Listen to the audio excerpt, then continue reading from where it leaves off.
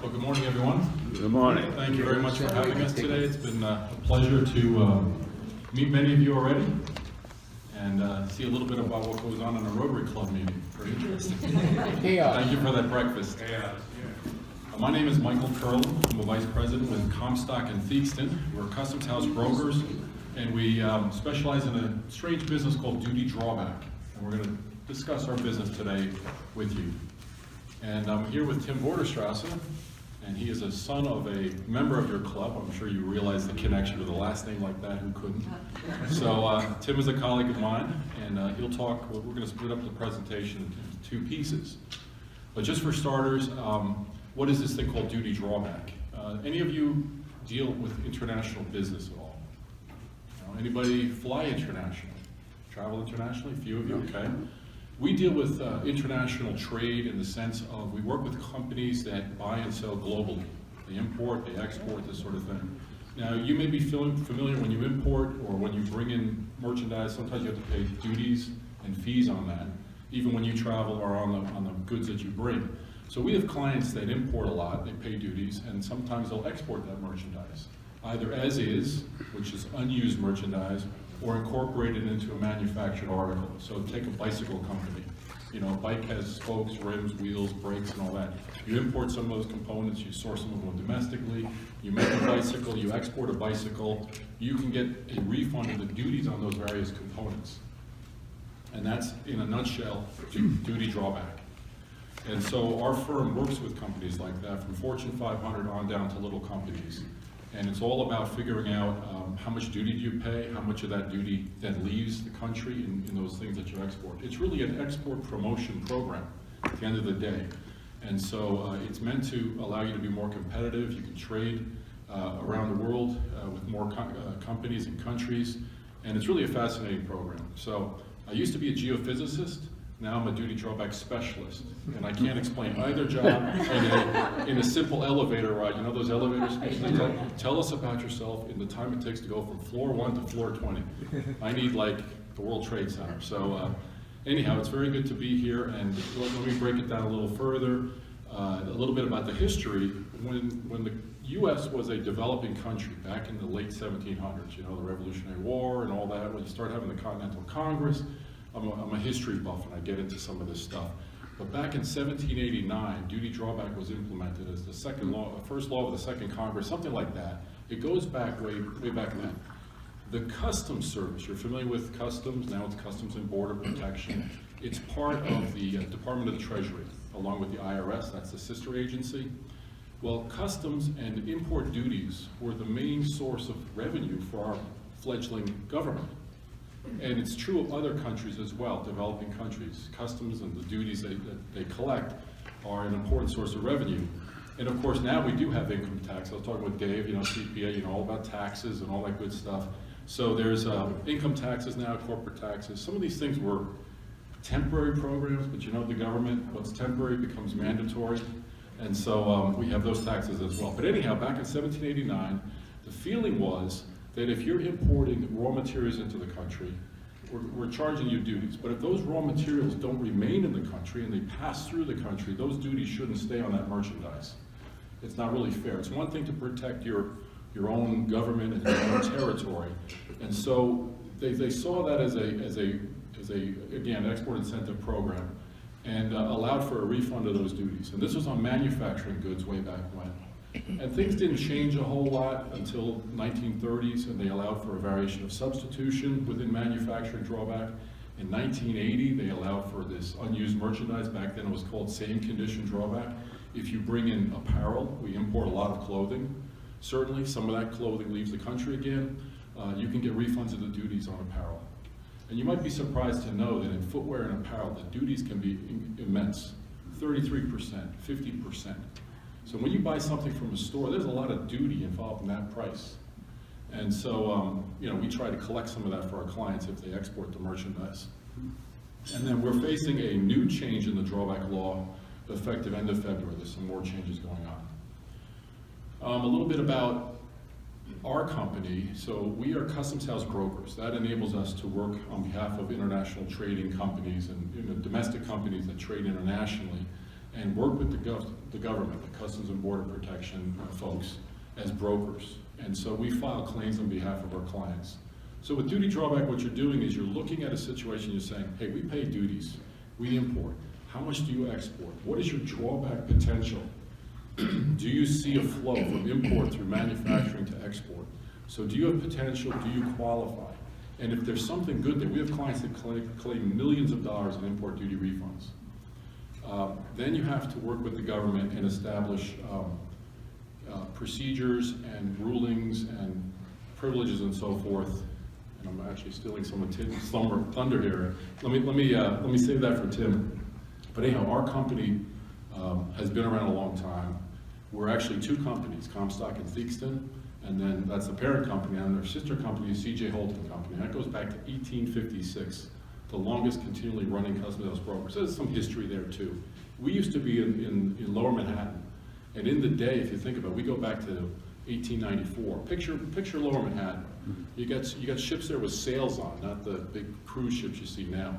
So we would have runners. Now, I wasn't there, of course, but we would have runners that would go to the boats and ask for bills of lading before the boats left, because that was proof of export. You're shipping stuff back out of the country. And then that documentation allowed us to marry it against import documentation, and we would claim however much money you could get back. We have it's like a bit of a museum in our office. We have some paintings and pictures and things, and it's fascinating, some of those early import documents. It was small dollars by today's standards, but that's the kind of money you can get back.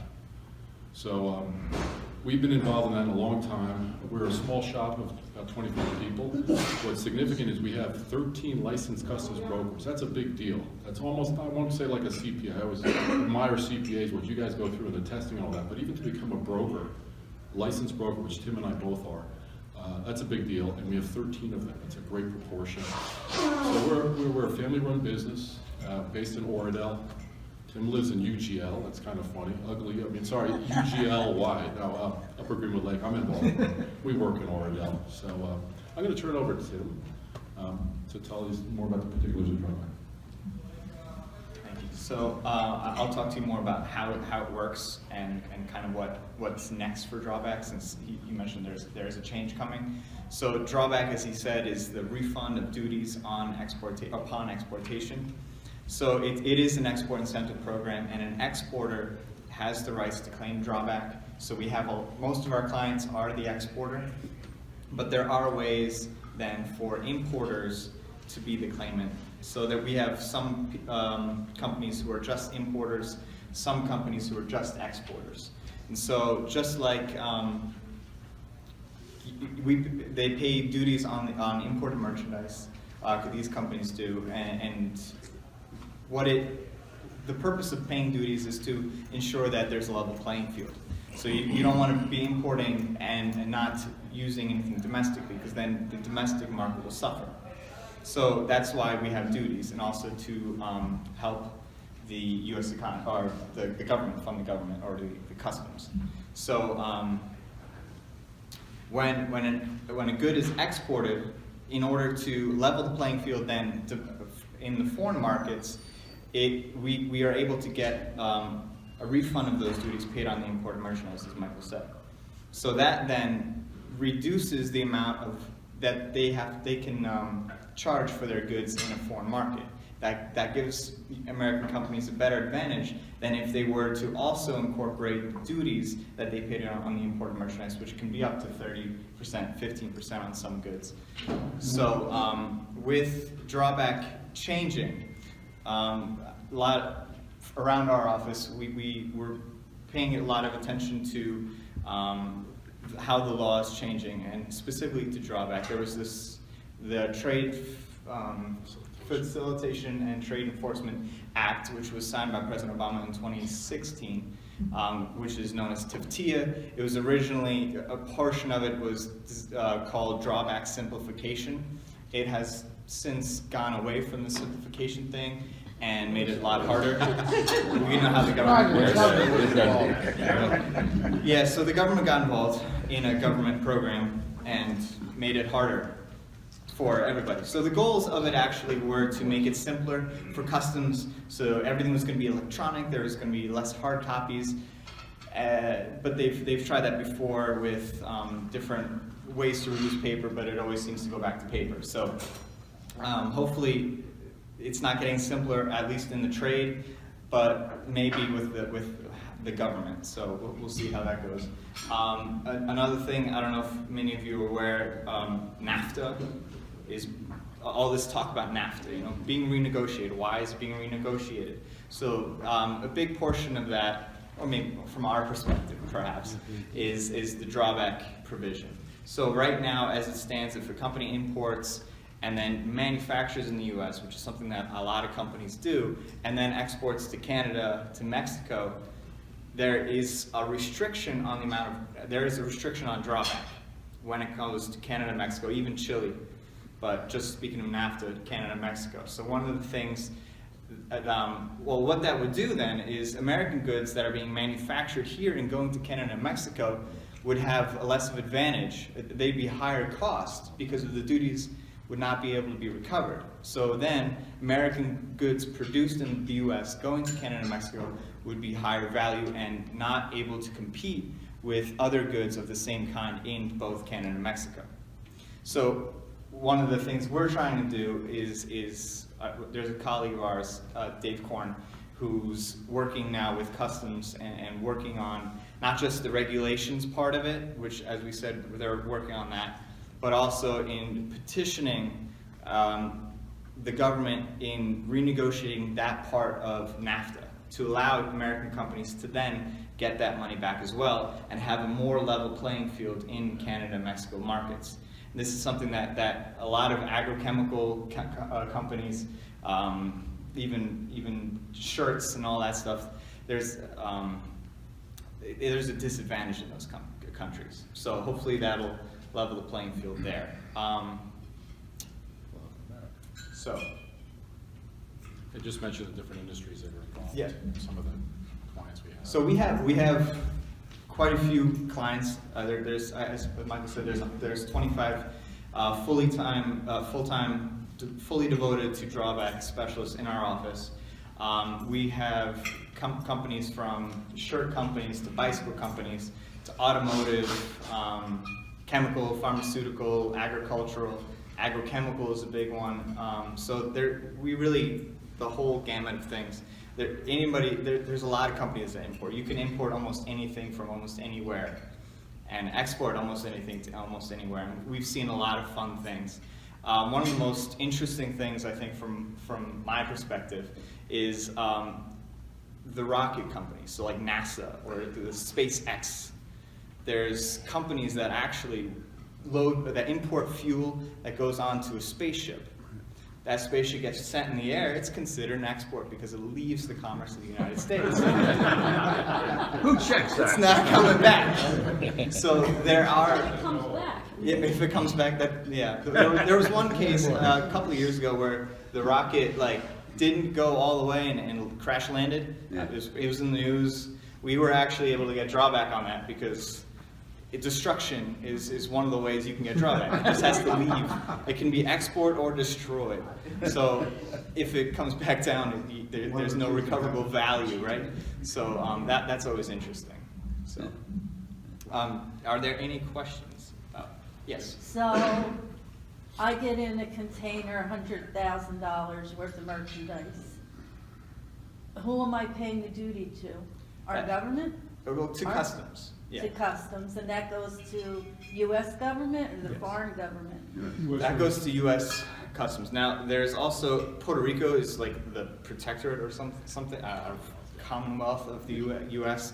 In Puerto Rico, if you import into Puerto Rico, you're actually paying to their customs service, but it's still that customs government. Yeah, our government. The And import. then the drawback. How long does it take to get the drawback? So you have to have an import and you have to have an export. Right. So importing, you have 3 years for unused merchandise. So this is not manufactured. 3 years from the date of import to export, and then 3 years from export to then file a claim. And then filing of claim, you can have 4 to 6 weeks if you have accelerated payment procedure privilege, or it can take a year, 2 years, 3 years after filing a claim. To get your money To back? get your money back. That's our That's government. after the simplified program. Yes. So you don't hold the money, the government holds the No, money. yeah, right? well, they want to hold on to it, you know, Yeah. they don't want to make it easy, so they actually put a lot of, you have to apply to even, it's not considered a right, it is considered a privilege, so we have to request for each client privilege to claim drawback. The types of drawback they will claim unused, the manufacturing, there's petroleum, there's a whole bunch of different criteria that people could claim, or companies could claim under. For each one of those, you have to apply for it. And part of that, we always like to throw in the accelerated payment, which is what I mentioned, the 4 to 6 weeks after filing claims. We like that. Companies like that, because then they get the money right away and they don't have to wait a year to 3 years to get payment. What's your batting average as far as wins and losses with the government on that stuff? I think probably 280. I'm just kidding. You know, That's not bad, almost 300 is pretty yeah, good, right? 300 is usually pretty good. Well, it depends what you mean by that. I mean, we have a lot of clients, if they can't support the program, it's like income taxes. I mean, you need to, if you want charitable contributions, you have to prove you paid to different charities. You know, so if you can't support your claim, you're not gonna get the deduction. So these folks have to prove they imported, paid duty, they made something and they exported something. And that's the key, documentation, which we're trying to deal with more automated documentation, but we're still buried in paper. It's just amazing, you just can't shake it. That's why I have Paul. So, yeah, I think what you just said, Michael, they bring something in and something they have to do something with that. Not necessarily. You can have unused stuff just sitting in a warehouse, and at some just point send you it out. export. I have an automotive account down in Miami, and they bring in merchandise from Korea. So it's a Right. Korean company. They bring in merchandise from Korea with the plan that that's a regional distribution point to Latin America. And everything's supposed to flow through there. And so we should get 100% of all the duties they pay out of South Korea. Well, that's what I was gonna say, so why would there be a question of whether they do the drawback, Right. as long as it's? Now, there Yeah, are the other government, yeah. programs that you can use for, as an international trader, if you are working in the US, there's foreign trade zones, you may have heard of those, Mount Olive had a zone or has a zone. You can do temporary importation under bond.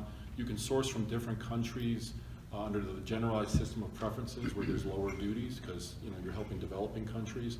And duty drawback is really a back-end program. You've paid the duties, now you export, and now you got to hook it all together and make a claim.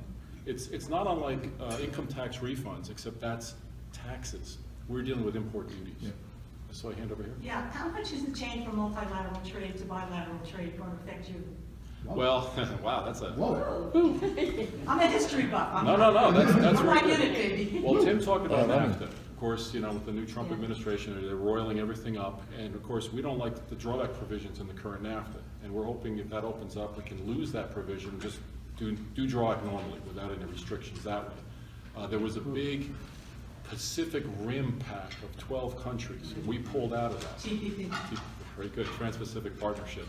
And of course, we have lots of acronyms and abbreviations. It's dealing with the government. TIFTIA, I mean, try to make an acronym out of TFTEA, right? So, TIFTIA.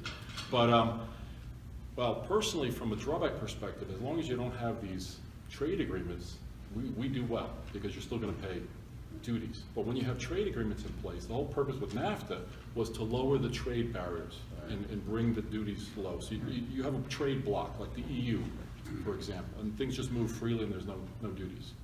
So The other those, thing I've read is it's going to be a disaster, the bilateral. yeah, we have many bilaterals, and we're thinking of doing, instead of the multi, do bilaterals. Hopefully if they can use the same agreement as a model, I mean, it becomes a multilateral in the end in a way. You say, okay, let's all climb on together and do this thing. Hopefully. Yeah, so, in my 30 years in the business, you get this free trade versus protectionist sentiment. It goes back and forth, it cycles. There's times, like right now, it's, make America great again, make products in the US, so we have a protectionist mindset, obviously, versus a free trade mindset. And it does vary, and there's pros and cons to all of that. I don't want to go political now. And also, a part of NAFTA, the reason they established NAFTA was because America was under the understanding that they would be developing softwares that would go to the hardware that they would be exporting. So they thought, all right, we can level off the playing field, but then we'll do all the computer programming that would go into the stuff that we're selling, so we'll still make money. So that was part of it too. Cindy? How is no drawback from Canada and Mexico fair? Well, there's not no drawback. There's just restricted drawback. So if you import, like you mentioned, bringing in a big container of something, and if you take that container, nothing changes, all the contents are still there, and you export to Canada or Mexico, you can get the drawback back. The problem is with manufactured goods. For manufactured goods, there is a restriction. So you cannot have U.S. origin goods go to Canada or Mexico, and then it's called the lesser of two. And since we have NAFTA, we're not paying duties into Canada and Mexico. And the lesser of two duties, the import duty versus the export duty to Canada and Mexico, would be 0 if that's the lesser of going to Canada and Mexico. So there just wouldn't be any drawback. No, it isn't fair. Who's your competition? I mean, how many, size it? Yeah, we live in a small neighborhood with competitors. There are a lot of customs house brokers out there, but not many of them can do this weird thing called drawback. So it's a kind of a rarefied community. What's interesting about our company is we don't do import brokerage work, we don't do freight forwarding with exports. So we're very much duty drawback specialists. Other folks do a little both. So we can present ourselves as like non-threatening, non-competing to certain companies that way. So there's probably, 10, 15 companies out there that I would consider reasonable competition, maybe 5 more serious. But we have a lot of clients, Fortune 500 on down to smaller companies. It's a fascinating business. I enjoy. I've been all around the country, been to factories. I loved looking at manufacturing processes, even walking through warehouses. It's like Raiders of the Lost Ark. These monster warehouses, and they have these. Some of them have the automated pick and pack things going on. The new technology. It's very interesting. Yes. About 30 years ago, when I started out in the travel business, I had a little small account that I found myself called, with a weird name, Comstock and Gleason. I know you, Benita. And I know, and I worked with your mother. You did. I'm like, this lady looks familiar. I got travel tickets from her. Hi, Benita. How are Very you? funny, so I'll talk to you later. Yeah, absolutely. Tell them who you went to the prom with in high school. Come on, Benita. Tell them who you went to the prom with in high school. He doesn't, it's before that time anyway. Oh, yeah, he would. I went to the Small world. junior prom with Mike Dukakis, so that's my claim to fame, evidently, at the Rotary. Tim was a flight, too. That's kind of cool. I like that. Right? You went to the senior prom with George Washington. Tough crowd. This guy's been doing. Now I see why the ladies sit here and the guys sit. It never happens, this is just a Okay. quirky. All right, I see our skier gentleman over there. Yeah, just how do you get paid? We work on a percentage of the action? Yeah, Okay. yes. We work on a commission basis by and large. Yeah. So you don't pay until you get paid. That's a nice thing. So from our perspective, of course, there's a lot of sunk costs. We do a lot of work up front, heading towards a claim, and then we all benefit after that. 3 years later, you get paid? Yeah, it's a long time. So you develop, you have your accounts, and a lot of them are steady, but some come and go. And so you try to maintain a steady. So technically, company can go directly to customs. Correct. It just, you make it easy for them. Correct. Okay. It's supposed to be simplified now, but we don't believe that yet. The Yeah. more difficult it is, the more you're. Well, you know how that goes. It's true. It's Yeah. true. Yeah. Oh, yes. With the 13 brokers, do each of you have a different specialty? Sometimes companies will do that. We know of one company is very specialized in the petroleum business. So they hang out at the oil patch in Texas as their friend, down there. And, some of that. We pride ourselves in, we go across all kinds of industries, all different types of drawback. We're a pretty large shop for being as small as it sounds, 25 people. You get these huge brokerages where they have like 5 people doing drawback, so in that sense, we're very big. But I think you meant within our office, if Yes. all 13 have different. I think we all have different focuses, but I don't think we specialize in anything. Us two, we handle different accounts, but we still have crossover. Yeah, I go back to work today. I'll work with a client that does sound reinforcement equipment, which is all setting speakers and microphones. Another account would be this automotive account in Miami, and then I'm doing a motorcycle account. So that's what I'm looking forward to when I get back to the office. So it's very varied. I don't have much Yeah, it was great. Great, good job, yeah.